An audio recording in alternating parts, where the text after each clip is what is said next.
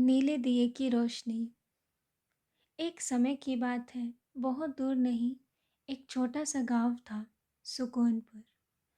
इस गांव का नाम बिल्कुल सही था, क्योंकि वहाँ की सुबह भी शांत होती थी और रातें तो मानो लोरी गुनगुनाती थी। गांव के आखिरी छोर पर एक मिट्टी का घर था। उसी घर में रहता था आरव, एक सीधा साधा, जिज्ञासु और थोड़ा सा खामोश बच्चा। आरव को दिन में खेलना अच्छा लगता था, लेकिन रातें उसे अजीब लगती थी। अंधेरा, सन्नाटा और दूर दूर तक फैली चुप्पी। हर रात जब उसकी माँ दिया बुझाने लगती, आरव पूछता, माँ, क्या अंधेरा सच में बुरा होता है? माँ मुस्कुराती और कहती, नहीं बेटा, अंधेरा भी आराम करने आता है। लेकिन आरव को यह बात समझ नहीं आती थी। एक रात जब पूरा गांव सो चुका था, आरव की नींद अचानक खुल गई। खिड़की के पास से नीली सी रोशनी आ रही थी। वह डरने के बजाय उठकर खिड़की तक गया। बाहर पुराने बरगद के पेड़ के नीचे एक छोटा सा नीला दिया जल रहा था। उसकी लौ हिल नहीं रही थी, हवा के बिना भी स्थिर थी। आरव ने धीरे से दरवाज़ा खोला और बाहर आ गया। कौन है वहाँ? उसने फुसफुसा कर पूछा। तभी एक मुलायम सी आवाज़ आई, मैं रोशनी हूँ, पर नींद की रोशनी। बरगद के एक नीचे नन्ही सी आकृति थी। वह इंसान नहीं थी, न परी, वह बस एक शांत चमक थी। उसने कहा, मैं उन बच्चों के पास आती हूँ जो अंधेरे से डरते हैं। आरव ने पूछा, क्या तुम अंधेरा दूर करने आई हो?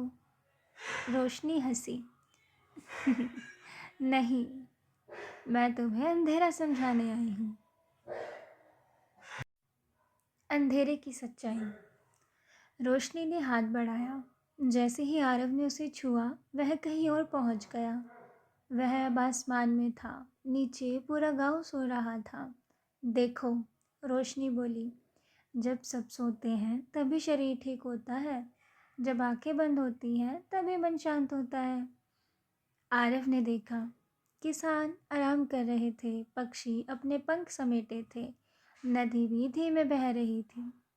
अंधेरा शोर नहीं करता, रोशनी ने कहा, वह सबको रुकने देता है।